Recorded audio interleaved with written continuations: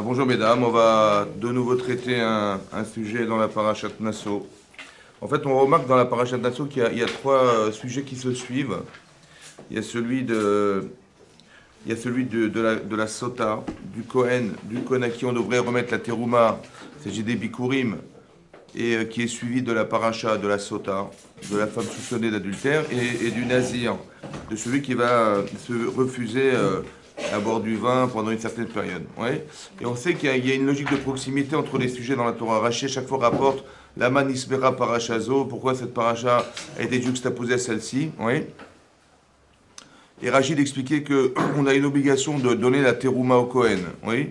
Rachid expliquait qu'il ne s'agit pas forcément de la terouma qu'on prélève sur des céréales, mais aussi des bikurim. Les bikurim, Rachid dit que les bikurim, c'est-à-dire les prémices de nos récoltes, ouais, des fruits qu'on a pu récolter en Israël, on doit donner les prémices de ces fruits au Kohen. Et là-bas, c'est écrit que pourquoi on a juxtaposé la paracha de la sota avec celle du Kohen, à qui on doit prélever des bikurim, pour qui on doit prélever des bikurim, parce que si cet homme, il n'a pas donné ces fameux prémices au Kohen, il va amener sa femme chez le Kohen. Voilà ce qui est marqué. Oui. Bizarrement, hein, s'il n'a pas été capable de prélever la terouma qui était réservée aux Kohanim, ouais, c'est parce que les Kohanim n'ont pas de terre en Israël. On n'a pas de terre en Israël. Les Kohanim n'ont pas de, ils sont complètement dépendants des matnot keuna, c'est-à-dire de tous les dons qu'on peut faire quand on apporte un korban. Ben, le Kohen il participe à la consommation du korban. Il va récupérer chazev et choc, c'est-à-dire la cuisse et la poitrine du korban.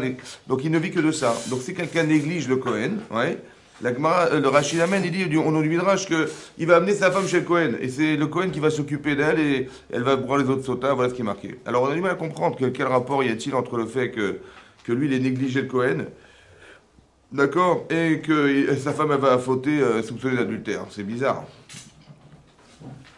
Alors peut-être une explication, c'est la suivante. Si quelqu'un, il néglige le Cohen, c'est-à-dire quoi? Il dit voilà, j'ai 100% de mes récoltes, je les garde. D'accord. Le Gohen, il se débrouille. En fait, j'ai une mitzvah de prélever de ce que j'ai pour faire vivre les autres. C'est ça, oui. Maintenant, si quelque part il est négligent, inconscient, insouciant, oui, est-ce qu'en rapport avec son épouse, ça va se passer comment, vous croyez, vous? Hein? Elle a besoin d'affection, elle a besoin de sentir qu'elle est femme dans son couple, elle a besoin de sentir qu'elle existe dans son couple.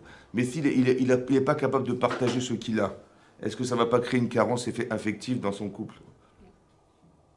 Évidemment. Maintenant, ce problème, c'est qu'elle a été chercher des solutions ailleurs. Oui, et c'est ça le problème. Et si c'est ça le problème de l'art, c'est-à-dire que quelque part, elle est victime d'un manque de considération, c'est ça que ça veut dire, oui.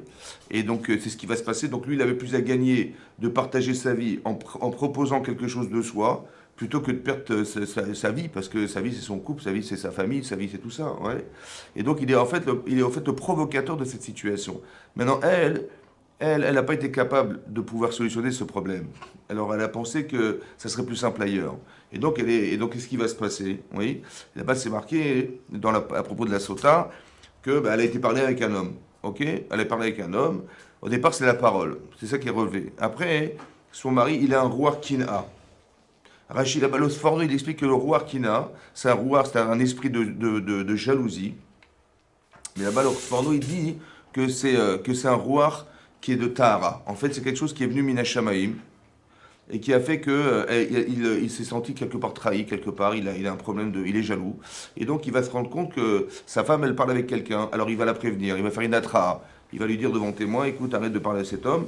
Et elle, ça a été plus fort qu'elle, elle a été carrément isolée. On ne sait pas ce qui s'est passé, mais on soupçonne qu'il y a eu quelque part un acte d'adultère. Et donc, elle rentre dans la catégorie de la sota. Après, il y a des conditions qui vont faire que. Mais ce qu'on remarque au départ, c'est qu'elle a parlé. Alors c'est intéressant de voir qu'elle a parlé. Et là-bas, c'est marqué qu'elle va boire les autres sodas, et c'est marqué Maskeret Avon. En français, ça veut dire quoi, Maskeret Avon? C'est le souvenir d'une faute. Quel souvenir de quoi? Souvenir d'une faute. Je sais pas ce que ça veut dire. Alors, j'ai vu là-bas le Rachaim, il explique que la Askara, le souvenir, c'est le souvenir de la faute de Chava. Et là-bas j'ai vu dans le Rabbeinu Bechaye, il dit que Chava, comment ça se traduit Chava? On dit M. Kolchai, elle était la femme des M. Kolchai, la mère de tous les vivants. Voilà ce qui est marqué, c'est ça comme ça on traduit Chava. Mais là-bas il dit que Chava ça vient de Dibour. Il dit que Chava c'est marqué dans Yov, Achavecha, je te parlerai. Aleph, Chet, Vav, Chav Sofit. Vous voyez, Chava, ça veut dire parler. Et c'est vrai que le Targum Onkelos, il traduit dans le Chumash, le Targum Onkelos, il traduit que quand c'est marqué Vayitzer Elokim et Adam, Vayitzer Elokim et Adam, Hashem a fabriqué l'homme, Afar min Adama, à partir de la poussière de la terre. Vaïpar Be'apav, il a insufflé dans ses narines, Ruach Chaim, un souffle de vie, Ve'aya le Nefesh Chaya. Ve'aya le Nefesh Chaya, il est devenu Nefesh Chaya. Et là-bas, le Targum, il traduit Ruach Memalela, le souffle de la parole. Chaya, ça veut dire parole. Et là-bas, il explique le Rabbeinu Bechaye que c'est pas étonnant qu'il ait appelé comme ça, parce que Adam Arishon, quand il nommait les personnes, il nommait les animaux, il savait profondément la valeur de l'animal, la condition animale. Et donc il a su aussi déterminer la force de sa femme. Et il a dit qu'elle s'appellera Chava. Oui, pourquoi? Parce que Medaberet. Et les femmes, elles ont une force dans la parole. Ouais, la Gemara dans Kiddushin a dit la une bête, elle dit que Asarat Kabin Yarda Laolam, il y a 10 cabines, pas des cabines d'essayage, hein, des cabines des quantités de paroles qui sont tombées dans le monde. Les femmes en ont pris 9 et les hommes en ont pris 1. C'est-à-dire que les femmes, elles parlent. Voilà, c'est ça, il y a une force dans la parole. Et on voit qu'il y a une force très très grande dans la parole chez la femme. Oui, mais d'abord, c'est qu'il y a une puissance dans la capacité de parler. Maintenant, hein, le problème, c'est que comment utiliser la parole? C'est ça le problème. Comment utiliser sa parole?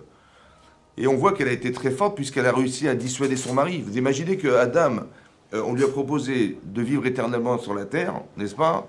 Et Chava était tentée, oui, de consommer du Etzadat. Elle a consommé du Etzadat et elle a réussi à convaincre son mari d'en manger. Ça veut dire qu'elle a un corps dans le Dibour qui est exceptionnel. Entre Hachem, vous mettez Hachem d'un côté et vous mettez sa femme, et vous mettez l'éternité et dans le doute de mourir, et il a joué sa femme et le doute de mourir. Ça veut dire qu'elle avait une force exceptionnelle. Ouais. Et c'est même marqué dans le Midrash que quand Hachem lui a dit, mais pourquoi tu mangeais du Etzadat? Hachem a demandé à Adam, tu mangeais? Il a dit, c'est la femme que tu m'as donnée, va ochal. C'est un futur. Et là-bas, on explique que si demain, alors qu'il avait déjà mangé, hein, elle me reproposait de manger, je mangeais. Ça veut dire qu'elle avait une force de conviction exceptionnelle. Et donc, on voit la force du dibour. Ça veut dire qu'il y a une femme, elle a une force dans le dibour. Après, il faut savoir utiliser son dibour. Parce que là-bas, je ne sais pas si vous avez vu ce Rachid dans Parashat Bereshit, il dit que le Nachash, c'est l'Yetzara. D'accord? C'est le Malach HaMavet, c'est le mélange. Et là-bas, c'est marqué, en fait, il a essayé de séduire Chava. Il est passé par son mari, ça sera difficile. Mais comme elle est facilement séduite, la femme, alors je vais lui parler à elle, en espérant qu'elle va convaincre son mari, il va mourir, et qu'en fait, j'épouserai Chava. Ça veut dire que c'est très intéressant de voir, c'est très intéressant, qu'est-ce que ça veut dire au fond? Que le Yetzara, qu'est-ce qu'il essaie de faire? Il essaie de s'accaparer cette femme, au détriment de son mari, ouais. Et donc, ça veut dire que, peut-être par extrapolation, les problèmes de couple, ça se révèle comme étant quelque chose qui vient d'essence du Yetzer, pour essayer de déchirer ce couple en deux, en espérant que lui, qu'est-ce qu'il espère? Il va espérer, soit d'un côté, soit de l'autre, de faire qu'il va y avoir une récupération de... Ouais, il va vouloir tuer son mari pour récupérer son épouse. Et nous, on croit qu'on a des problèmes conflictuels, etc., etc. Mais en vérité, c'est pas ça, ça vient de quelque chose de beaucoup plus profond. Et donc le contrôle de la parole va permettre de... On dit Léa, elle était Yatzanit Aïda. Elle était Yatzanit. Elle a eu un enfant aussi qui était... Elle est sortie, Dina, elle était voir ce qui se passait dehors et tout. Et elle a parlé avec des gens. Donc savoir que la tsniout, la pudeur, c'est quelque part de savoir... C'est quoi, qu'est-ce que c'est que la pudeur au fond? Parce qu'on voit dans la Torah, c'est marqué que Chava et Adam, ils ont eu honte. Ouais, d'être nus, ils se sont couverts. Mais pourquoi ils ont eu honte d'être nus? Qu'est-ce qu'il leur a dit? Hachem leur a dit, mais qui vous a dit que vous étiez nus? Alors il dit, consommez du Etzadat Tovara. Ça veut dire que vous avez su contracter la différence qui existe, le contraste entre le bien et le mal. J'ai honte d'être. Vous avez compris? J'ai honte qu'on me voit de cette façon. Oui. Mais cette façon de voir, au départ, n'existait pas. Parce qu'il y avait du émet et du sheker. Il n'y avait pas de la sensibilité du émet. Il n'y avait pas de sensibilité du sheker non plus. Par contre, quand on a consommé le tzada, tov, vara, tov, c'est bon ou c'est pas bon. Et là, je vois que je ne suis pas dans la bonne direction, où je ressens le fait que, et j'ai honte de moi, et je regrette et je prends sur moi que. Mais en vérité, ça vient du tzada, c'est ça qui vient du tzada. Et donc, ils se sont couverts. C'est quoi la tsniout? La tsniout, c'est de se sentir contrasté entre ce que je dois être et ce que je suis. Et ça me dérange. Alors, je vais cacher. Je vais avoir honte. Comme quelqu'un, comme un enfant. C'est pas grave, c'est pas grave. Non, c'est comme un enfant, quand il fait une bêtise, il se cache sous la table. Et je ne sais pas pourquoi il est caché Adam. Il a honte. La tsniout, la pudeur, c'est l'expression, c'est le résultat d'un contraste entre le bien et le mal. C'est-à-dire que je me cache d'être parce que je ne veux pas qu'on me regarde comme ça. Ça va? Mais pour être contrasté, il faut avoir les deux valeurs. C'est-à-dire il faut avoir une valeur positive de soi et savoir que si je ne veux pas qu'on me considère comme cette femme-là, et donc je me cache d'être, et donc je ne veux pas qu'on me regarde comme ça. C'est ça la tsniout. La pudeur n'est que l'extrapolation, en fait, d'un contraste intérieur qui fait que je ne veux pas qu'on m'apprécie pour ce que j'ai, mais pour ce que je suis.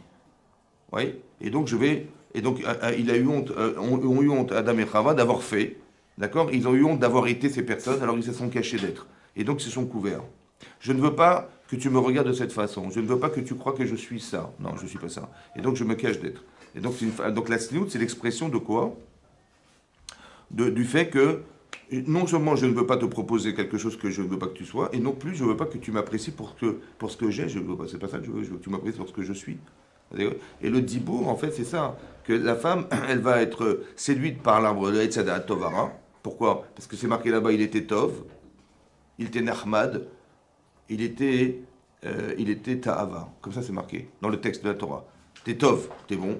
T'es Nahmad, il était agréable. Ouais, et Ta'ava, il était plaisant. Et ça l'attire. Une femme est attirée par ce qui est plaisant, agréable et beau, etc. Et donc, il savait que, le Yetzer, il savait que en fait, c'est une faculté extraordinaire d'apprécier le beau, d'apprécier l'agréable et d'apprécier le bon. C'est fantastique. Et ça, hein, c'est vers ça qu'il l'a fait tendre. Parce que de nature, une femme est faite pour ça. Et donc comme elle est de faite pour ça de nature, alors on va exploiter cette force en vérité contre elle.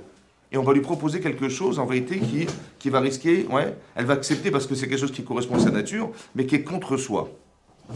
Comme si qu'on voulait utiliser quelque chose qui est chez la femme, qui est une présence forte chez la femme, au détriment de ses intérêts personnels. Vous avez compris ce que je veux dire? C'est ça qui est dangereux. On ne va pas aller vous chercher quelque chose qui est contre vous. Qui dit, mais on va vous demander de mal vous habiller ou de je sais pas quoi. Non, il ne va pas vous proposer ça. Il va proposer quelque chose qui correspond à la nature. Il va dire, mais si tu sais parler, mais parle. Vous avez compris? Si tu sais faire ça, mais on utilise nos forces contre nous-mêmes. Vous avez compris la différence? C'est ça. À la différence des femmes qui étaient sorties d'Égypte. Regardez la différence. Là-bas, c'est marqué, dans la fin de Parashat Pekoudé, vous savez que chaque personne est venue et on a fait des dons pour construire le Mishkan. Ouais, chacune en est venu faire des dons. Il y a eu de l'or qui était proposé, de l'argent, du néchrochet, du cuivre, les gens ont amené des pommes, mais tout ce qu'il fallait comme matériaux pour construire le Mishkan. Il fallait que Hachem puisse résider quelque part, mais ça ne devait passer que par le don. Il fallait donner. Avec le cœur et de toute personne qui pouvait faire un don de ça. Et Hachem va résider dans cet espace. Non pas dans l'espace qu'on a construit, parce qu'Hachem ne va pas s'enfermer dans un Mishkan. Par contre, dans l'espace qu'on a construit chez nous. Nidvat Libo. On voit ça qui est marqué Asuli Migdash Veshachanti Betocham. Ça veut dire que Hachem ne va pas résider dans ce que vous faites, mais dans ce que vous êtes. Et l'espace que vous l'avez laissé dans son cœur, c'est l'expression du don que vous faites. C'est ça. Et donc Hachem, il réside dans cet espace-là, dans l'espace de votre cœur. Les femmes ont apporté des miroirs. Des miroirs en cuivre. Et là-bas, hein, Rachi ramène au nom du Midrash que quand elles ont apporté ça, évidemment, Moshe l'a refusé. Il dit, attendez, j'ai pas compris, vous n'avez pas compris, là on fait le Mishkan, là. On n'est pas à Sephora, on est... Mishkan, ça veut dire que il faut arrêter, là c'est des objets de séduction, c'est pas ça qu'on veut, on veut pas rentrer, on veut surtout pas faire rentrer des Sarara dans le Mishkan, c'est pas possible, vous n'avez pas compris, c'est pas ça qu'il fallait faire. Et Hachem dit, non, mais ça tu les prends, ceux-là. Chaviv alay mikulam. Il a dit Chaviv alay mikulam. Ces objets-là, ils sont plus chers à mes yeux que tout l'or, l'argent, les pierres précieuses qu'ont amené les Nessim. Pourquoi ils sont plus précieux? Parce qu'il dit Marot Svaot. Ce sont des miroirs d'armée. Tu vois tous les enfants que tu vois là-bas, là? Eh bien, c'est de ça qu'ils ont été issus, de ces miroirs. Mais non, qu'est-ce qu'il y avait dans ces miroirs? Alors, Rachid dit que elles avaient des maris qui étaient exténués par le travail. Befarer, ils travaillaient vraiment. Befarer, ça veut dire que exténués par le travail en permanence. Donc elles avaient des maris complètement abattus, arrivés à la maison abattus. Bon, ça va une fois, ça va deux fois, ça va trois fois, ça fait des mois que ça dure, ça fait des années que ça dure. Une femme qui voit ça, elle se dit, attends, j'ai pas de mari, je sers à quoi, je sers à rien. C'est ça, non? Et donc qu'est-ce qu'elle aurait pu faire? Elle aurait pu prendre ce miroir et dit, tiens, il y a des super Égyptiens là-bas. Et je vais aller séduire un Égyptien. Je vais aller lui parler, je vais le convaincre. Et donc j'aurais pu prendre mon miroir pour aller séduire un Égyptien. Non. Je vais séduire mon mari. Donc elle a pris ce miroir Et ils ont fait un jeu, elle lui a apporté à manger, à boire, ils ont fait un jeu de séduction, et c'est comme ça qu'ils ont eu des enfants. Ça veut dire qu'en vérité, la solution, elle n'est jamais dehors. Ça va? Dehors. Elle est toujours dedans. Ça veut dire qu'elle n'est jamais dehors. Si j'ai un problème, ça se règle à l'intérieur de mon couple. On ne va pas les chercher ailleurs. C'est ça. C'est ça la sota. Elle dit, mais j'ai un problème, comment je vais faire? Je dis, ben, j'ai trouvé la solution. C'est comme il y a des gens qui disent, moi je suis nerveux. Je suis nerveux. Et ben, j'ai trouvé une solution, je fume. Ouais, c'est ça, non? Je dis, mais t'as raison, c'est bien, ouais. C'est vrai que la cigarette, ça calme. Mais ça tue aussi. Et il faut faire attention. Ça veut dire qu'il dit, mais j'ai trouvé une solution, super. Mais c'est vrai que tu as trouvé une solution. Mais est-ce que la solution elle est viable? Il faut faire attention, c'est ça. Et donc, qu'est-ce qui va se passer quand on met en balance? Ben, on met en balance sa vie de couple qu'on a construite et la relation qui peut être éphémère. Alors, c'est vrai que ça change la vie, hein, mais le problème, c'est que je vais risquer de tout perdre. Alors, quand je fais les deux, qu'est-ce que je fais? Vous avez compris, les Yitzhara, ce qu'il va essayer de faire, c'est de nous faire croire à court terme ce qui pourrait soi-disant se vivre à long terme, ce qui est une erreur, une hérésie. C'est faux. Vous avez compris? Voilà, ce que je sais, ce que je vais perdre, je sais ce que je vais gagner. Donc la tsniout, ça s'impose. C'est-à-dire que, évidemment que si je suis, je tutoie les gens, je fréquente des gens, je parle dans le cadre du travail, dans le cadre de n'importe quoi, c'est dangereux parce que je sais ce que je vais gagner, je sais ce que je vais perdre. Voilà. Et je sais que ça soulage parce que quelque part je ne retrouve pas ça dans ma vie. Mais le problème, c'est que j'ai cru que la solution se retrouvait ailleurs que dans ma vie de couple. C'est pas vrai. C'est ça qu'elles avaient compris, les Tzadkaniot Shebador. Et c'est grâce à elles qu'on a eu des enfants, et c'est grâce à elles que ça s'est passé autrement. Et ça, cet objet, il est précieux aux yeux d'Hachem. Pourquoi il est précieux? Je vais vous expliquer pourquoi il est précieux. Parce qu'à l'inverse de ce que fait Yetzirah, vous savez ce que fait Yetzirah, le Nachash, qu'est-ce qu'il a fait? Il a dit, mais tu sais parler, super. Tu adores ce qui est beau, ce qui est agréable et tout. Mais voilà, je te tente. Avec tes énergies et tes forces, je vais te tenter vers le mal. Et qui c'est qui a gagné? C'est lui qui a gagné. À la différence de ces femmes, elle se dit, moi, ma force c'est ça, c'est de séduire. Et ben je vais séduire avec mes forces. Et pas contre soi, mais avec soi. Vous avez compris ce que je veux dire? Le Yetzirah, il va pas aller contre nous. Il va utiliser ce que nous sommes au service de ce qui est faux. Non, mais toutes les femmes n'ont pas les mêmes dispositions. Parce que là, ça voudrait dire qu'en gros, c'est le Yetzirah qui fait travailler les femmes, c'est le Yetzirah qui fait... Après, on va essayer de comprendre pourquoi la Torah s'adresse aux femmes. C'est bizarre. Oui, c'est ça. C'est bizarre. Pourquoi aux femmes? C'est ça. Voilà, pourquoi. Peut-être pour ça. Parce que Maskeret Avon, c'est marrant, c'est intéressant. Oui. Peut-être qu'à l'origine, il y a quelque chose d'original ici, et d'originel aussi dans ça. Qu'est-ce qu'il faut comprendre là-dedans? On a pris l'exemple de la femme. Bon, on a pris alors, c'est ça, c'est pour ça que j'ai ramené à Chava. Mais on va essayer d'expliquer autrement. Juste que je vous ai compris les mécanismes. C'est ça que fait l'Yetzer. On a l'impression qu'il est avec soi et pas contre soi. C'est ça que je vais vous dire. Et là, elles ont compris que non. Elles ont pris ces miroirs. Pourquoi il est Chaviv Alaïm et Koulam? Parce que nous, ce qu'on fait en général, on étudie la Torah, on se renforce dans du moussard, on développe la morale, c'est ça qu'on fait. Ouais, on a des vraies valeurs, au cas où si Yetzirah il vient, j'aurai les forces de le repousser. C'est ça qui se passe en général, oui. On a Yetziratov, Yetzirah, on fait en sorte que non, je ne vais pas me faire avoir, je vais être une petite sanoua, je vais étudier la Torah, je vais encourager mes enfants. Non, et s'il y a un problème, je vais essayer de me battre contre ça pour repousser ce qui va entamer dans notre relation. C'est ça qui se passe en général. Le problème, c'est que vous vous rendez compte qu'on vit à moitié, quoi. Ça veut dire qu'il y a une moitié de soi qui vit et l'autre moitié, elle est repoussée. Mais Yetziratov, Yetzirah, c'est ça, hein. Mais en fait, c'est dans nous, tout ça. Ce que je vous dis, c'est dans nous, on est bien d'accord. Donc quand c'est marqué Bechol Levavecha, Bechol Levavecha, Bechol Levavecha, ça veut dire de tous tes cœurs. Ça veut dire qu'il faut être assez intelligent pour utiliser son Yetzirah et Tova. C'est compliqué, mais comment je vais faire? En fait, on l'accueille. Comment je vais pouvoir arriver à exister avec mon Yetzirah et Tova pour aimer Hachem? Alors vous savez ce que je vais faire? Je vais prendre ces miroirs. C'est ça les miroirs. C'est-à-dire que ce qui est l'objet a priori du Yetzirah, c'est ça que moi je ne voulais pas. Mais ça ne rentre pas chez nous, ça. Vous avez compris? Non. Je vais utiliser les Tovas. C'est grâce à ça qu'on aura des enfants. C'est-à-dire que le plaisir que me procure, qui est l'essence du Yetzer, je l'utilise. Au contraire, la puissance de l'énergie que j'ai, du plaisir, je vais l'utiliser les Tovas. Vous avez compris ce que je veux dire? Et donc j'utilise complètement ce que je suis au service d'eux et pas contre soi. Vous avez compris ce que je veux dire? Je connais ma nature, j'arrive à parler, j'arrive à convaincre des gens. Mais si tu sais convaincre, alors c'est super. Alors, utiliser pour convaincre et pas pour convaincre dans le sens du mal, dans le sens du bien. C'est ça. Et donc c'est pour ça qu'il a accepté les miroirs plus que tous les objets. Parce que quand on donne quelque chose, on ne sait jamais pourquoi vraiment. J'ai donné le truc peut-être parce que je vais être bien avec le bon Dieu, peut-être parce qu'on dira de moi, ouais, je suis froum et tout, là, je donne les miroirs, je donne mes trucs. Non, elles ont donné vraiment sincèrement parce que c'était vraiment un objet qui a servi dans les deux sens. Vous avez compris ce que je veux dire? Autant dans les Seratov, autant je vais utiliser ce plaisir-là pour faire que mon mari, il va vouloir avoir envie, malgré qu'il est exténué, de pouvoir avoir des enfants. Oui. Sita, elle a profondément ce besoin.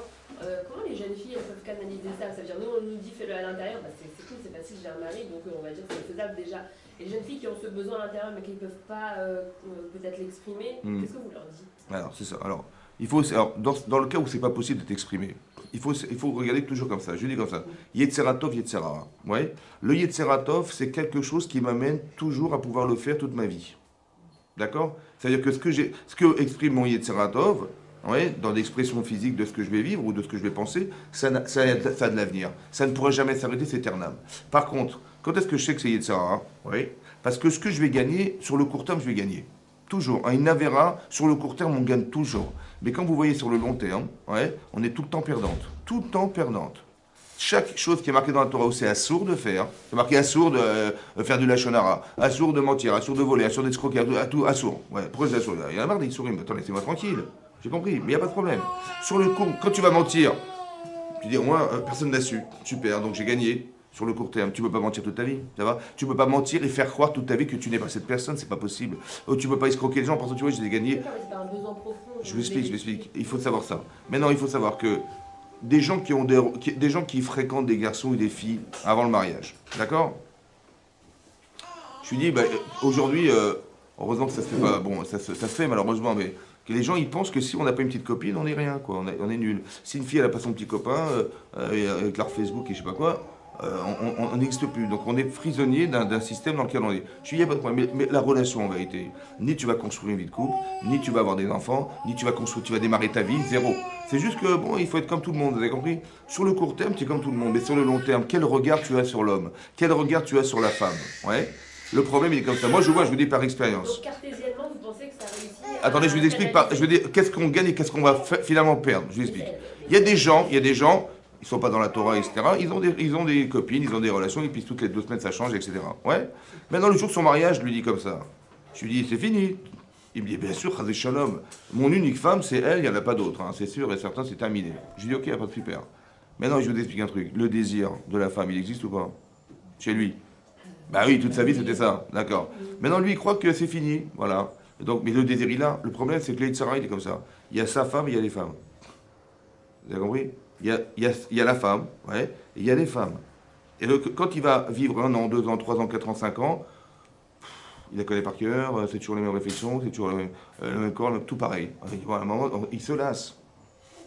Qu'est-ce qui va se passer? Bah, le désir qu'il a toujours construit, il est présent, il n'a pas éliminé. Il n'a pas fait teshuva, il n'a pas regretté, il n'a pas remis en question, il n'a rien fait. Donc c'est là. Bah, c'est là que c'est dangereux. Vous avez compris? Parce qu'il vit dans un système, il a toujours vécu dans un système qu'il a toujours accepté sans pouvoir le canaliser autant que de le refuser. Mais c'est un danger public, ça. Parce que le désir, il est là. Le désir, il est là. C'est pas une façon de penser, c'est une façon d'exister. C'est ça qui est très grave. Donc si une fille, elle a fréquenté des garçons avant le mariage, mais elle peut, qui va assurer qu'elle va pas tomber dans la paracha de Sota? Moi, je lui dis, mais comment tu peux garantir que tu vas pas tromper ta femme un jour? Comment tu... Bah, un jour, tu vas rencontrer quelqu'un au travail, elle est sympa, machin, ta femme, t'as des problèmes. C'est ça le problème, vous avez compris? Qui peut garantir? Le problème, c'est qu'on peut ramener à la nostalgie du passé, ouais, le plaisir de la nostalgie, le plaisir de séduire, le plaisir de machin, et puis là, il peut plus séduire sa femme, c'est fini, donc il va vouloir séduire, il va tomber dans ça. Parce qu'on est dans un système dans lequel il n'y a pas de valorisation soit de l'homme, soit de la femme. Vous avez compris? Il n'y a pas de valorisation de l'être. Il n'y a pas de valorisation du couple, il n'y a pas de valorisation du mariage, il n'y a rien de kadosh. Ici, c'est marqué Ma'al. Ma'al en hébreu, c'est-à-dire qu'on va traduire, elle a trahi son mari, mais Ma'al, la Merila, c'est qu'on a fait un usage du Ekdesh. C'est quoi la Merila en hébreu? C'est quelqu'un, il a réservé un korban pour Hachem, et il a dit, tiens, dommage, ma vache, elle marche plus, je vais prendre cette vache et je vais l'atteler à ma charrue. Ça s'appelle Merila. On a fait usage du Ekdesh dans un intérêt personnel. Vous avez compris? Ça veut dire qu'il y a de la Kedusha dans ce couple-là. Le même mot utilisé dans tout ce qui est Kadosh, on l'a utilisé dans une vie de couple. Ça veut dire quoi? Ça veut dire qu'il y a une Kedusha énormissime là-dedans. Pourquoi vous croyez que le Nachash, il a essayé de détourner Adam de Chava? Mais pourquoi? Parce que c'est fondamental. C'est fondamental. Et le Sarah, il est grand parce qu'il est fondamental, cette relation est fondamentale. Elle est à construire. Donc lui, il veut détruire, évidemment. C'est ça qu'il essaie de faire. Il va essayer de séduire sa femme pour lui enlever son mari. Et c'est elle qui va lui proposer de mourir, comme ça il va l'épouser. Ce mécanisme-là, c'est le mécanisme du Yetzer dans les couples. Vous avez compris ce que je veux dire? C'est ça. Et donc on ne tombe pas là-dedans. Ouais. J'ai pas compris, vous voulez dire que les gens qui ont fréquenté personne, ils ont plus de chances quand ils ont compris qu'est-ce qu'ils ont à gagner de ne pas le faire. Donc c'est pas le fait d'avoir fréquenté une autre, parce que vraiment le mariage c'est un engagement, il y a des gens qui ont connu. Mais écoutez-moi bien, On s'engage. Ok, combien d'années on s'engage? Combien? Mais justement, mais ça, c'est pas tabou de la religion, c'est de nature. Il y a des gens pas religieux qui ont un rapport à l'engagement très fort, il y a des gens religieux qui ont un rapport à l'engagement. Parce que la valeur mariage est très forte chez eux. Et ils ont été capables, grâce à ça, de contrecarrer tout ce qu'ils ont fait toute leur vie. C'est très très dur ce que je vous dis ça. Quelqu'un qui a fréquenté des filles toute sa vie. Mais quelqu'un qui a fréquenté des filles toute sa vie. Mais écoutez-moi bien, il n'y a pas de religion. Ça n'existe pas la religion. Il n'y a pas de religion. C'est juste des principes. Écoutez-moi, il n'y a pas de religion. La Torah, c'est pas une religion. On ne dit pas vous êtes des religieuses. Non, vous êtes des gens sensés. La Torah, elle dit, voilà, Hachem, il a donné la Torah. Ouais, il n'a pas dit, vous êtes devenir des religieuses. Il a dit, c'est ça la façon d'être. Donc ça veut dire que celui qui a créé le monde, il nous a créé. Donc il sait exactement comment on fonctionne. Donc il a donné la Torah pour nous dire comment il faut fonctionner. Et si tu ne fais pas ça, tu vas voir que tu vas perdre. C'est comme ça. Vous dire que ça aide plus quelqu'un qui n'a jamais fréquenté. Mais c'est normal, c'est normal. Quelqu'un qui n'a jamais fumé de sa vie, il n'a pas de tiers à fumer. Mais un ticket, tiens, je suis curieux, tiens, mais. Moi je connais aussi l'inverse, c'est gens qui ont été frustrés d'avoir été trop pris. Mais c'est de la bêtise, parce qu'ils n'ont pas compris. Ils n'ont pas compris l'intérêt. Mais la frustration, ça vient. Il y a des garçons qui ont été frustrés jeunes avec les filles, et quand ils se marient, c'est pas forcément ça. Alors elle sert à quoi la télévision? Parce qu'elle n'a pas été comprise au départ. On n'aura pas expliqué l'intérêt qu'ils avaient de le pas. Vous avez compris? C'est comme quelqu'un, attendez, je vous dis qu'un truc. Écoutez-moi bien, écoutez-moi. Quelqu'un qui a commencé à fumer. Ça va? Il a dit, par curiosité, il a dit, tiens, c'est sympa. On est des hommes quand on fume. Si on n'a pas une cigarette en bouche, on n'est rien. Ou il a dit, tiens, c'est que je suis curieux de savoir quel goût ça peut avoir. Ça démarre comme ça. Bon. Mais après, qu'est-ce qui se passe? Bah, 1 année, 2 années, 3 années. Ouais, je vais m'arrêter. Tu vas jamais t'arrêter, ça va? Et donc le désir de la nicotine est tellement fort intérieur que le type, il n'est pas en train de voir des gens fumer pour avoir envie de fumer. Non, il a envie de fumer, il cherche où il va trouver la cigarette. Ça veut dire que le problème, c'est ça la vera. La vera, c'est que ça pénètre. C'est pas neutre une avéra. C'est pas neutre une avéra. Il est marqué, c'est pas neutre, ça veut dire que la personne qui a goûté à ça, c'est très très très compliqué de s'en séparer. Mais la teshuva, elle sert à ça? Attendez, je vous explique. Déjà que je vous explique un truc. Il dit la frustration. Mais non, il n'y a pas de frustration, c'est la bêtise de la frustration. Parce que tu... Mais j'ai compris, mais je vous explique pourquoi c'est dommage. Parce que si tu avais commencé à fumer, voilà, tu avais fréquenté des filles, machin, vas-y, va te débarrasser de ça maintenant. Vas-y, va. C'est très très difficile. Et donc moi je vois des gens, je côtoie des gens qui ont des problèmes comme ça parce qu'ils ont côtoyé des machins, c'est très dur pour eux, c'est très dur. Parce que le tsar il est là, mais non. Hein? Attendez, est-ce qu'on s'est compris? Mais parce qu'on n'a pas expliqué aux gens, parce que c'est un problème d'explication, c'est tout. On n'aura pas expliqué l'intérêt et l'avantage. Si je vous explique l'avantage que vous n'avez pas fumé, d'accord? Et bien vous dites, je suis pas. Au contraire, quand je vois les gens comment ils meurent à 50, 60 ans, je dis, attends, j'ai même pas marié mes gosses, comment il est malade, ils ont des maladies très graves. Mais je préfère m'abstenir, ça va? Parce que j'ai une vie que j'ai envie de construire, j'ai envie d'avoir du temps pour moi et que ça, j'ai pas envie de tomber malade si jeune. Donc quand je sais ça à long terme, est-ce que je vais fumer? Mais c'est sûr que c'est un problème. Donc j'ai pas. Et je vais être frustré de ne pas avoir fumé dans ma vie, n'importe quoi. Mais c'est pareil. La frustration vient du fait qu'on ne leur a pas expliqué. On leur a juste dit que c'est assourd. C'est ça le problème. On a dit c'est assourd, sans explication. Et il faut pas, c'est assourd. Pourquoi? C'est comme ça. Et donc on n'a pas été plus loin que l'interdiction. Alors évidemment que ça crée une frustration. Mais si je t'explique pourquoi c'est grave. Pourquoi c'est très grave? C'est pas grave, c'est très grave. Il y a des gens, ils ont eu des relations extra-conjugales. Eh ben ils aiment leurs femmes, ils aiment leurs enfants, et voilà, maintenant c'est terminé, il faut refaire sa vie, il a des gosses là-bas, il a une femme là-bas qu'il aime, et puis c'est terminé. Ah, qu'est-ce qu'on fait alors? Le pire, c'est que souvent, mais qu'est-ce qu'on fait? Et exactement, c'est-à-dire que le type, au détriment de quoi? Ouais, d'un petit plaisir extra-conjugal, il a foutu sa vie en l'air, quoi. Parce qu'il va refaire sa vie, bon, il va refaire sa vie, mais il a une femme là-bas, des enfants là-bas, il est tiraillé entre les, c'est une catastrophe. Si vous mettez en balance, si vous mettez en balance... Mais non, mais la frustration. Je n'aurais pas autant de problème avec la simolade. Il y a beaucoup de gens, ça arrive même chez les religieux, donc c'est-à-dire qu'il y a un autre problème. Mais évidemment. Mais Donc, c'est pour ça qu'il faut expliquer aux enfants. D'expliquer aux enfants les valeurs et l'importance. Mais évidemment. Pour pouvoir se faire un choix. C'est comme un type, il me dit, vous savez quoi? Mes enfants ne mangent pas cachère, je les ai pas mis à l'école juive, etc. Mais je leur dis qu'ils sont juifs. Voilà. Et ils choisiront. Choisiront quoi? Tu vis avec qui? Si t'as pas goûté. Non, mais comment tu dis? Je leur ai dit qu'ils sont juifs, hein, ils choisiront.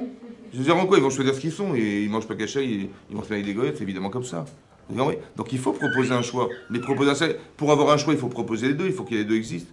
Mais si la personne, elle est tirée par son Yitzhara, on lui dit à sourd, ah, c'est comme si on est en plein jeûne et je vais vous faire une entrecôte. Il faut pas manger.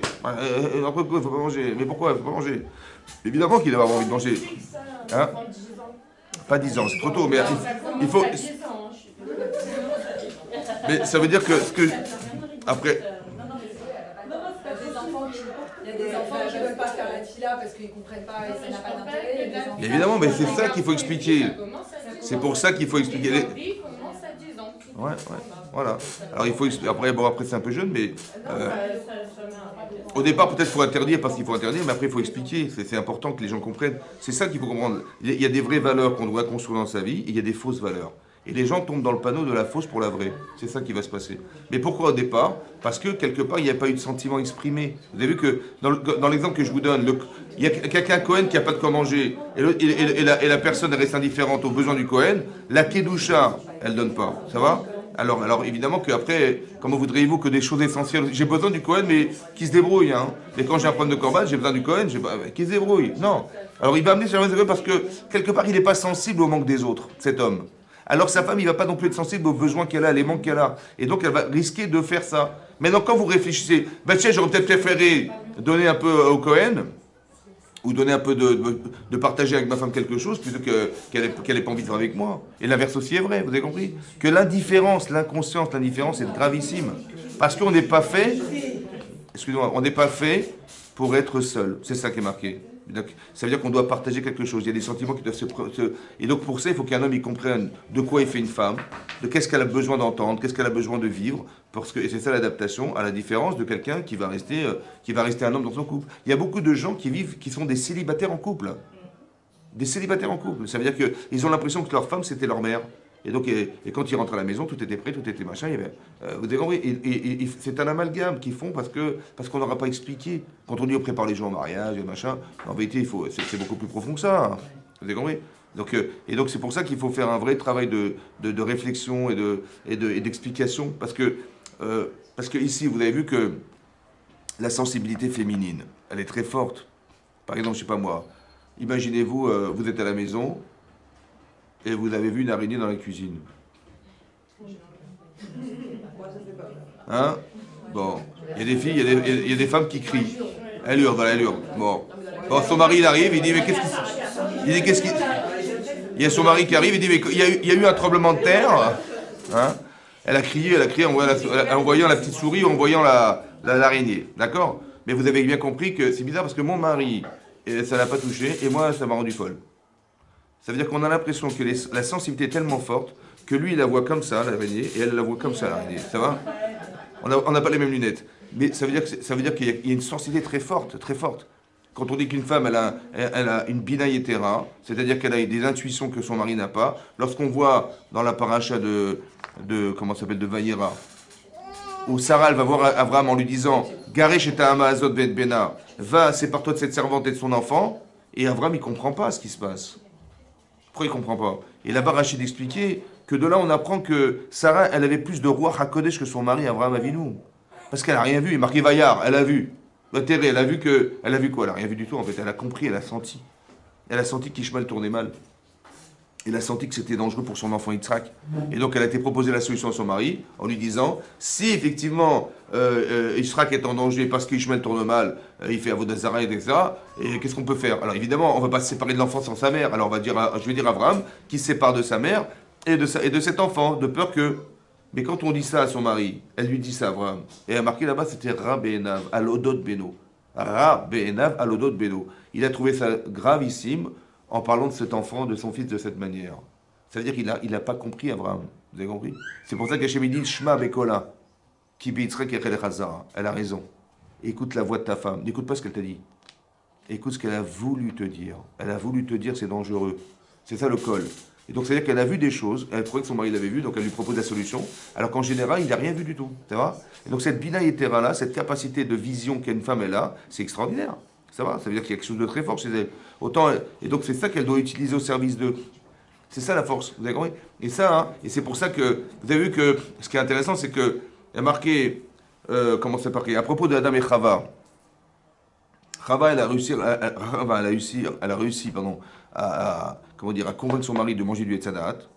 Et dans le texte, c'est marqué, dans le texte de la Torah, c'est marqué, quand Hachem il s'adresse à Adam, il dit Kishamarta l'école ishtecha. Parce que tu as écouté la voix de ta femme. Ve'achalta, et tu as consommé du Etzadat, Asher Tziviticha lebiti achol, que je t'avais ordonné de ne pas consommer, alors Arura Dama sera maudite la terre. Mais là, c'est négatif alors. 2 minutes, ça va? Mais non, j'ai juste pas compris un truc. Il fallait dire ça dans le texte, il fallait marquer. Parce que tu as consommé d'un fruit que je t'avais interdit de manger, alors la terre sera maudite. Oui? Quel rapport avec sa femme? Parce que tu as écouté la voix de ta femme. Quel rapport avec sa femme? On dirait que c'est de sa faute à elle. Mais non, bien sûr qu'elle t'a parlé, mais tu as assumé, tu l'as assumé. Il fallait dire parce que tu as consommé du Etzadat que je t'avais interdit de consommer, que la terre sera maudite. Oui, en parallèle avec le fait que, parce que tu as écouté la voix de ta femme. Vous avez compris? Ça veut dire que tu as écouté la voix de ta femme, elle a réussi à te convaincre. Tu n'as pas été un homme, ça veut dire, je m'explique. Tu as écouté la voix de ta femme, ça veut dire que tu n'as pas été un homme. Un homme, il est plus rationnel, ça va? La femme est plus émotionnelle.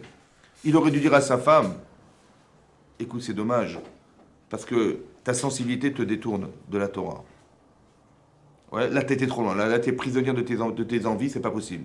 Alors, mais tu as écouté la voix de ta femme. En fait, elle était émotionnellement touchée et elle t'a convaincu. C'est parce que tu l'as entendu que tu es tombé dans le panneau de l'émotion. Et c'est toi qui aurais dû être rigoureux, de dire à ta femme, oh là là, là, tu vas trop loin. Là, ça va pas. Là, tu es en train de me dire un truc, mais ça va pas. Parce que moi qui suis pas émotionnel, je peux cadrer l'émotion en lui disant, là, tu étais trop loin. Parce que tu as écouté la voix de ta femme. C'est-à-dire que la conséquence de la faute de Adam, c'est parce qu'il est rentré dans le jeu de son épouse. Vous avez compris? Elle a réussi à le convaincre émotionnellement que c'était intéressant de manger, on serait comme Hachem, on va construire des olamot, vous avez compris ce qui va se passer? Elle l'a convaincu. C'est parce qu'elle a réussi à le convaincre qu'il a fauté. Alors que lui-même, il n'aurait pas dû l'écouter. Lui qui n'est pas dans l'émotion. Une femme, elle voit une araignée, elle saute en l'air. Mais toi, tu n'es pas, t'as pas peur des araignées, d'accord? Tu lui dis, mais attends, j'ai pas compris. Bon. Mais non, tu peux pas lui dire, écoute, n'aie pas peur, ça n'a aucun sens, parce qu'elle a peur. Par contre, tu peux dire, bah, écoute, voilà, dès que si tu as peur, je suis là. Ou bien, je vais vérifier dans la cuisine s'il n'y a pas des araignées avant que tu rentres dans la cuisine. Voilà, c'est comme ça que je m'adapte. Mais en vérité, parce que je sais que je ne peux pas changer la nature de mon épouse. Mais là, il est tombé sous l'influence. Il aurait pu dire stop. En lui disant, là tu as eu tort, là tu as tort, tu vas trop loin. Mais il est rentré dans les émotions de son épouse. On l'a fait rentrer, mais il a accepté de rentrer dans l'émotion. Kishamarta l'école ishtecha. On voit que d'écouter la voix de sa femme dans ce cadre-là, ça a été un problème. Et on voit qu'Avram Avinu, il se refuse à écouter son épouse, parce qu'elle lui dit, et là on lui dit, non, écoute la voix de ta femme. Vous avez compris? Que des fois, ce que propose Sarah, c'est nécessaire, parce qu'elle utilise son potentiel de femme, qui est visionnaire, pour dire à son mari, fais ça, et ça, et dans le sens du bien, parce que lui, il n'avait pas vu que Ishmaël tournait mal, il n'a pas vu que son fils était en danger. Et sa femme, Sarah était sûre qu'il avait vu. Hein. Parce que si elle n'avait pas vu, je vous explique, si elle avait su que si elle savait que son mari n'avait pas compris, elle lui aurait expliqué la démarche. Elle lui aurait dit, tu as vu comment il tourne mal, Ishmaël? Je dis non, ah oui, tu n'avais pas remarqué, d'accord. Donc il y a un problème, pour Yitzhak, qu'est-ce qu'on fait alors? Elle m'a dit, bah, écoute, je sais pas, qu'est-ce qu'on peut faire, c'est vrai que c'est grave et tout. Il dit, bah, on ne peut pas laisser ces deux enfants ensemble. Il dit, oui, bien sûr. Est-ce qu'on peut séparer cet enfant de sa mère? Il va dire, bah non, alors qu'est-ce qu'on fait? Bah, tu as raison, on va devoir se séparer d'elle. C'est ça qu'elle aurait dû dire. Mais elle n'a pas dit ça. Elle a dit directement la solution. Ça veut dire qu'elle était sûre qu'il avait compris le problème. Les femmes en général, c'est comme ça, vous avez compris? Elles proposent des solutions sans, en vérité, au départ, comprendre qu'il n'avait pas vu. Parce que vous avez des intuitions, une force intérieure qui fait que vous sentez les choses. Et ça, hein, et vous êtes certaine que votre mari, il a compris aussi, il a senti comme vous. Et donc vous proposez une solution, et lui compris, je comprends pas ce qu'elle raconte. Je comprends pas ce qu'elle veut. Ouais, Rab et Nav, à l'autre Beno, dit, mais qu'est-ce qu'elle veut? Mais le Bechok, c'est lui, comment je vais me séparer du Bechok, c'est possible. Mais c'est ça que ça veut dire. Ça veut dire qu'elle propose la solution avant qu'il y ait une problématique qui soit exprimée. Si elle avait dit la problématique, il aurait compris, ouais. Mais manifestement, Abraham, il n'a pas compris ce qu'elle a dit. Alors Hachem, il lui a dit, écoute la voix. Pas le dibour. Tu dis, mais elle m'a dit ça, mais j'ai pas compris ce qu'elle voulait. N'écoute pas ce qu'elle t'a dit. Écoute ce qu'elle a voulu, qu'est-ce qu'elle voulait dire. Dorénavant, quand j'ai pas compris, je dis pas, mais tu t'es folle. Qu'est-ce que tu me proposes un truc pareil, t'es folle? Non, je dirais, écoute, j'ai pas compris ce que tu veux. Parce que j'ai pas compris ce que tu voulais me dire à travers ces mots-là. Quand elle dit, il faut se séparer de Agar, comment vous croirez, comment Avram, il peut comprendre ça? C'est qui m'a proposé d'épouser? C'est qui m'a proposé? Mais c'est elle qui m'a dit épouse Agar. Et maintenant, elle me dit chasse Agar, je comprends pas. Je ne comprends pas ce qu'elle veut. Et donc, en vérité, au fond, il y a quelque chose qui m'échappe. Ce qui m'échappe, c'est ce qu'elle a compris, c'est ce qu'elle a vu, c'est ce qu'elle a ressenti. Alors, je vais lui poser la question, mais qu'est-ce que tu ressens? Explique-moi ce que tu ressens. Parce que tu as une force, dans la capacité de percevoir. Tu as une sensibilité qui est au-dessus de la mienne, ouais, et qui permet de voir. Elle peut être contre toi, mais elle peut être aussi en ta faveur. Ne l'utilise pas contre toi, mais en ta faveur. C'est la différence entre Chava et Sarah. Vous avez vu la différence entre Chava et Sarah? Chava, elle va utiliser une force dans son intérêt personnel. Oui. Et contre Hachem, puisque Hachem- Ben oui, mais c'est parce que le plaisir est trop fort. Quand quelqu'un, il voit qu'il est dépassé émotionnellement, alors qu'il sait que c'est un sourd, mais il ne peut pas se retenir. C'est ça le problème, c'est qu'on a accepté de rentrer dans le jeu du Yetzer. Vous avez compris? Il ne faut pas rentrer là-dedans. Il va utiliser votre force contre vous-même. C'est ça que j'explique. Et quel outil il a Adam pour te prévenir contre Chava qu'il y a une force de convaincre? Et ben c'est de dire d'être neutre, de dire comme ça, écoutez-moi bien. Votre cerveau, il sert à deux choses. Soit il sert à réaliser un plaisir. Vous avez envie, des fois c'est vital, des fois c'est nécessaire, des fois c'est en plus. Votre cerveau, il n'est pas là pour vous faire souffrir, il est là pour essayer d'assouvir un besoin. Ça va? Ça peut être un besoin physique, un besoin de changer, de prendre des vacances, j'en sais rien, de vous habiller autrement, de vous faire belle, j'en sais rien. Donc votre cerveau, il dit, ben, votre corps, il ressent des choses, mais qu'il n'est pas capable lui-même de solutionner. Votre corps, quand vous avez faim, qu'est-ce que vous voulez qu'il fasse? Quand vous avez froid, qu'est-ce que vous voulez qu'il fasse? Et là, vous avez chaud, qu'est-ce que vous faites? Alors votre cerveau, il comprend votre besoin corporel, et il va le réaliser. Donc votre cerveau est au service de votre besoin. Mais des fois, l'envie, elle est cachère, et des fois, elle n'est pas. D'accord? Donc je laisse le droit à mon cerveau d'être libre. Non pas d'être assujetti à mon désir, mais de juger mon désir. On dit, la Gemara dans Brachot, elle dit que les tzadikim, Yetzeratov Shoftan. En hébreu, ça veut dire, c'est mon Yetzeratov qui juge. Juge. Juger, ça veut dire, j'ai envie de quelque chose, attends, laisse-moi réfléchir. La raison. Ouais, laisse-moi réfléchir. Ouais. Je ne vais pas toujours être obligé de faire ce que j'ai envie. Non, pas comme un enfant qui dit, non, mais j'ai envie, j'ai envie. Et pourquoi tu fais, j'ai envie. Bah, d'accord, t'as envie, mais c'est pas bien, tu vas perdre. Ouais, j'ai envie. Donc son cerveau, il n'est là que pour essayer de réaliser un désir. Ça va? Et peu importe les conséquences, peu importe. Par contre, nous, on est des adultes. Donc on a un cerveau qui nous sert non pas seulement à réaliser un désir, mais à analyser le désir. Pourquoi c'est important? Parce que je sais pertinemment que ma pensée, ma réflexion, oui, elle est toujours issue d'un désir.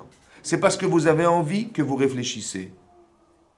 C'est parce que vous avez envie que vous allez réfléchir comment réaliser ce que vous avez envie. Ça soit professionnel, ça soit la Torah, ça soit vos enfants, votre vie personnelle. Qu'est-ce que vous allez manger demain? J'en sais rien moi. Vous avez envie. Alors vous allez réfléchir, qu'est-ce que vous allez manger demain? On va pas toujours manger la même chose, ouais, parce qu'on se lasse de manger. Alors on va manger autre chose. Mais c'est parce que vous avez envie de manger que vous allez différencier votre façon de consommer les aliments. C'est ça ou pas? Mais c'est au départ parce que vous avez envie que vous allez réfléchir comment je vais faire pour réaliser ce projet. Ça va? Mais des fois, ce que j'ai envie est assourd. Alors j'étudie la Torah pour savoir, oh là, ça c'est grave. Et je vais approfondir les sujets de comprendre qu'est-ce que je vais gagner, ce que je vais perdre à le faire. Et dorénavant, mon cerveau, il va me dire, ah là, laisse tomber. C'est comme par exemple, quelque part, vous ne savez pas où vous allez. Bon, vous êtes en voiture, vous n'avez pas de GPS. Bon, vous allez, dire, bon, je vais prendre la route, je ne sais pas où je vais, mais je vais essayer d'arriver au plus vite. Et vous avez pris un chemin qui était complètement faux. Ça va? Et vous avez dit, oh là là, ça va pas, non, je me suis trompé de route, je fais marche arrière, et c'est sûr que la route, la vraie, c'est la deuxième. Mais non, maintenant, vous avez eu l'expérience de vos erreurs. C'est vrai? Donc, qu'est-ce que vous vous dites? Si quelqu'un vous demande conseil un jour, mais quelle route prendre? Oh là là, surtout pas à droite, va à gauche. D'accord? Et si vous-même, vous reprenez cette route, vous saurez que c'était pas là-bas qu'il fallait aller, c'est là-bas qu'il fallait aller. Donc, les expériences faisant, ouais, votre cerveau, il sait où est-ce qu'il ne faut pas aller, il faut aller. Mais dès l'instant où j'ai une expérience négative, je sais, mon cerveau, il est imprégné de quelque chose qui m'a porté préjudice. Ça y est, c'est gravé. Donc, je vais dire, maintenant que c'est comme ça, à chaque fois que je vais avoir envie de quelque chose, je vais l'analyser. Analyser. Ça veut dire que je vais pouvoir réfléchir dans l'intérêt de soi, oui, pour savoir que, comme si que je vais vous résumer ça. Peut-être que l'idée d'avoir des enfants, à quoi ça sert qu'on ait des enfants? Ouais, à quoi ça sert? Ben, peut-être l'idée d'avoir des enfants, c'est comme ça. Si vous êtes capable de convaincre vos enfants de ne pas faire, vous serez capable de convaincre l'enfant qui est en vous qui veut faire. Ça va? Je te dis, mais des fois on fait des trucs stupides. Comme des enfants, quoi. On dirait qu'on est des enfants. Parce que votre gouffre est un enfant. Votre corps est un enfant. Ça va? Et donc, qu'est-ce qui va raisonner l'enfant? Ben, c'est le cerveau, l'adulte qui va raisonner l'enfant. Et c'est peut-être pour ça qu'on a des enfants. Parce que de s'occuper de soi, peut-être on n'aurait pas envie. Mais comme je suis obligé de m'occuper de mes enfants, alors je vais essayer de leur dire, attends, fais attention à ça, ou machin, et je vais mettre une petite pression ou quelque chose où je vais l'expliquer, je vais être intelligente et je vais lui expliquer pourquoi c'est bien qu'il le fasse et c'est grave qu'il ne le fasse pas. Ou c'est grave de faire cette chose-là au détriment de ce qu'il va perdre. Mais je sais lui parler. Mais si je sais parler à l'enfant, ben, je peux me parler aussi à moi-même. Si tu sais convaincre l'autre, ben, tu peux te convaincre toi-même aussi, non? C'est une forme, on va dire, pédagogique en vérité, ouais, c'est une forme de thérapie, qu'on ait des enfants parce que on sait au fond on peut tomber dans le piège de nos enfants d'une autre manière, évidemment, mais c'est ça, vous avez compris. Et je vais essayer de me convaincre. Donc, mon cerveau, c'est comme si j'arrivais à détacher l'enfant de moi. Et ben c'est pareil. Moi, je dis, mais là, à qui je parle? Mais je parle à moi. Non, tu parles à l'enfant qui est en toi. Des fois, j'ai envie de faire des bêtises. Je me dis, attends, mais raisonne 2 minutes. Donc, la capacité mentale à pouvoir raisonner un désir, de raisonner, de juger le désir. Il faut être capable de penser, ouais, est-ce que ce que je vais faire est bien? Et Zéou Chacham, Aro et Tanolad. C'est qui est Chacham? Il voit plus loin que... Le rachat, il va pas plus loin que son petit nez. Donc il va vouloir dire, ah, là je sais ce que je gagne, après, vaille que vaille, on verra. Non, non, non, sois Chacham. Ok, ou ben non, ça va, tu vas gagner, mais demain tu vas perdre. Et le Yisra, il va te faire croire que tu vas gagner tout le temps. Tu vois, quand on dit, c'est marqué dans la Gemara, En Adam Chote Elaimke Nirnesabo Ruach Shtut, une personne de faute que si ce n'est que il a eu un Ruach Shtut, c'est-à-dire un vent de folie. De quelle nature est le vent de folie? De quelle nature? C'est quoi la folie? Bah, la folie, il est fou. Ouais, il est fou. C'est-à-dire, la personne, elle est folle. Une déconnexion entre le gouffre et le... Fou, c'est-à-dire quoi fou? C'est-à-dire qu'elle est plus contrôlable. Donc si elle n'est pas contrôlable, donc est-ce qu'elle est coupable? Est-ce que si on est fou, on est coupable? Non. Ben non. Fou. Je veux pas quelqu'un qui est raisonné fou. Quelqu'un qui est En Adam Chote, En Adam Nichnesabo, Ruach Shtut. Quand dit la sota, il y a du Shtut. Ouais, mais si elle est folle, elle est folle. C'est-à-dire, qu'est-ce qu'on peut la... Ben oui, si elle est folle. Alors c'est vrai que sur le champ, elle est folle, c'est vrai. Mais le fait d'avoir accepté de rentrer dans ce jeu-là, c'est ça qui est grave. Vous avez compris? Il a laissé un passage à ça. Je vous explique comme ça. Il y a marqué En Adam Chote, il ne faute. C'est-à-dire, le noyau qui est interdit de consommer, le noyau dur là-bas, il y a un rouard qui amène à la faute. Est-ce que le rouard c'est la faute? Est-ce que le rouard sous un vent de folie c'est la faute? Non, c'est ce qui amène à la faute. Autrement dit, ça veut dire quoi? La Torah dit c'est un sourd. Mais il faut que tu saches qu'autour, il y a un rouard qui gravite autour de ça. Et oui. Et quand tu rentres dans ça, tu deviens folle. Il faut surtout pas ne rentrer dans le rouard. C'est ça. Maintenant, c'est pour ça que Rachamim, ils ont fait Seyag la Torah. C'est quoi Seyag? Ils ont mis des barrières. À quoi ils ont mis des barrières? À la Vera ou au rouard Shtut? Des fois, tu ne comprends pas, mais s'ils ont fait des Rachamim, des trucs, c'est des Khumra, des dada. Mais non, parce qu'en vérité, ils savaient pertinemment que dès que tu passes la frontière, tu es happé, c'est fini, tu rentres dans la Vera. C'est comme ça. Alors, j'ai une question, ça veut dire, dans la Torah, est-ce que l'expérience, elle a une valeur, oui ou non alors? Bah évidemment. C'est quoi une Oui, valeur? mais alors, tout à l'heure, quand on parlait de l'adultère, des choses comme ça, ou du rapport dans le couple, on disait non, il vaut mieux ne pas avoir eu d'expérience avant pour être droit. Dans Vous parlez de la mauvaise expérience. Ouais. Alors, je pose la question parce qu'on peut se la poser la question. Bien... Quelle est la place de l'expérience dans la Torah?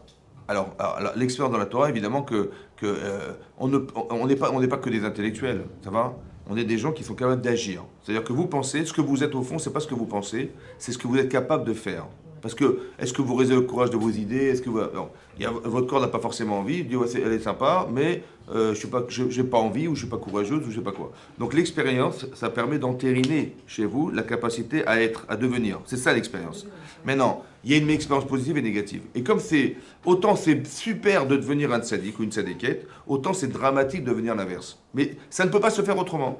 D'accord? De la même manière qu'on a Yetzerara de faire une Avera, et que ça peut entériner Chazé d'en faire d'autres, de la même manière, il y a le contraire. Que si vous faites des mitzvot, vous allez voir que ce désir, il va rentrer en vous, et ce désir va se multiplier au fur et à mesure que vous allez en faire. Jusqu'où? Regardez par Avram Avinu, c'est un Baal Chesed. Il fait l'hospitalité, mais il se tue pour ça. Et il va inviter des gens dans le désert à leur proposer des plats délectables, extraordinaires. Bon. Maintenant, Hachem, il dit, écoute, tu dois faire la Brit Mila. Ok. Au bout de 3 jours, c'est très très douloureux la Brit Mila. Et quand bien même, il est devant sa tante. Ça veut dire quoi? Il attend les gens, il veut faire l'hospitalité. Ça veut dire que la mitzvah, le désir, il est plus fort que sa souffrance. Plus fort que sa souffrance. J'ai dit, écoute, on va rajouter la chaleur. Il fait 90 degrés dehors. Et malgré la chaleur, et malgré la douleur, il est là devant la tente, il attend les gens. Ça veut dire que le désir de la mitzvah, il est tellement addictif à ça, que la douleur et la chaleur ne suffisent pas à le convaincre d'aller dormir ou de décrocher le téléphone. Ça veut dire que de la même manière qu'on peut devenir un addictif à la mitzvah, que c'est tellement fort en soi qu'on ne peut pas s'en passer. Et ben c'est parce que ça existe là que ça existe aussi dans la Vera. Vous avez compris? Donc on ne peut pas se dire que si on s'est brûlé les doigts une fois, Si. on a pris une bonne leçon. Si, et bah, évidemment. Mais il faut se rendre compte qu'on s'est brûlé. Il y a des gens qui se brûlent, ils croient qu'ils... Ah bah oui, bah oui, bah oui. Mais si j'ai conscience que ça fait mal, bah j'arrête. Là, il suffit, ça suffit. La teshuva, vous savez quoi?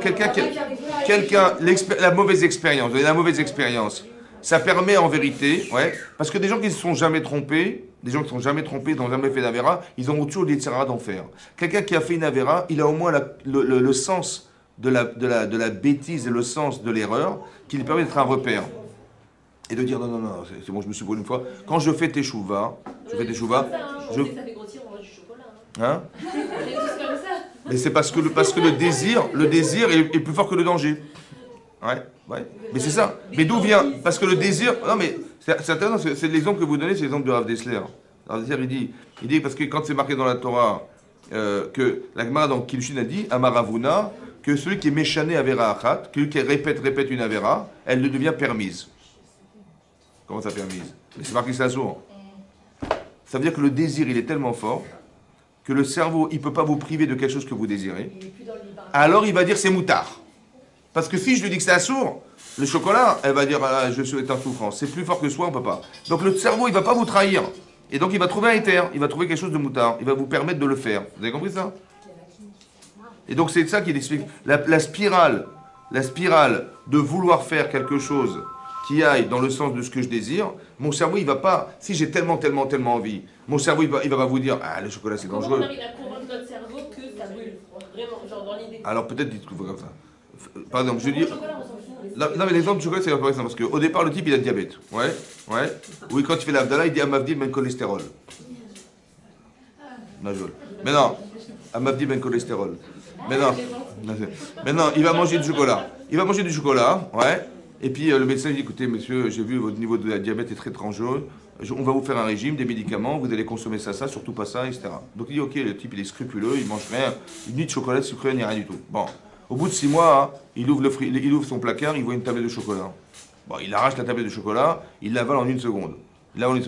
Après coup, ouais, après il dit, mais je suis malade. Attends, le chocolat, mais c'est là qu'il prend conscience qu'il c'était grave ce qu'il a fait, il a mangé du chocolat, c'est dangereux pour sa vie, oui. Bon. Au bout de 3 mois, il dit non, c'est terminé. Au bout de 3 mois, il recraque, il ouvre un paquet de gâteaux, il l'avale en 1 seconde. Et vous savez ce qu'il va dire après? Il va dire bon, de toute façon, je vois que je tiens pas, laisse tomber. Allez, je mange, puis on verra bien, ma vie sera faite. Ouais, c'est pas grave, je mange du chocolat, je mange des gâteaux, c'est pas grave. Je peux plus résister. Mais qu'est-ce qui s'est passé entre le moment où il a pensé que c'était très grave et le moment où il pense que c'est plus grave? Parce que Naasitlo qui est éther. Si le plaisir il est tellement fort, mon cerveau il va pas me priver de ça. Et donc, il va me transformer un issour en éther. Ça veut dire, il va me dire, écoute, il va rien se passer. C'est ça le shtout, la bêtise, la folie, c'est de croire qu'il va rien se passer plus tard. En sachant tout le temps que ma vie est prioritaire sur du chocolat. Vous mettez en balance le chocolat et vous mettez votre vie. Quand les gens ils fument, je lui dis, mais t'as envie de voir est-ce que t'as envie d'être présent au mariage de tes enfants? Il dit, bien sûr j'ai envie, bien sûr ça va être le plus beau jour de leur vie, je vais être présent. Bah arrête de fumer. Ça veut dire qu'il n'y a que ça qui peut convaincre. Il faut mettre en balance. Si tu dis j'adore le chocolat, mais j'ai pas envie, si c'est dangereux pour ta santé, mais pourquoi tu manges le chocolat? Ta vie elle est tellement faible, la valeur de ta vie est tellement faible que tu risques de la perdre pour du chocolat. Vous avez compris? Ta vie. Donc il faut construire la valeur de sa vie. Combien c'est important de vivre, combien je peux réussir de choses dans ma vie, combien je peux arriver au là-bas, aussi haut dans le là-bas grâce à des secondes de vie. Mais ces secondes, elles sont précieuses. Mais c'est l'interrogation que j'ai sur ma vie et la valeur que je lui donne qui va contrecarrer ça. Ça va? Vous avez compris? Mais sinon, bah oui, si vous êtes capable de manger du chocolat en sachant que c'est dangereux, c'est que votre vie, elle vaut moins que le prix du chocolat. Bah oui, c'est ça, non? Bah oui. Si le type, il fume, et ben le plaisir qu'il a de fumer est plus important que la valeur de sa vie. Donc ça veut dire que sa vie est de la fumée, quoi. C'est moins que la fumée. Chazak mesdames, chazak ou baruch. Avec plaisir.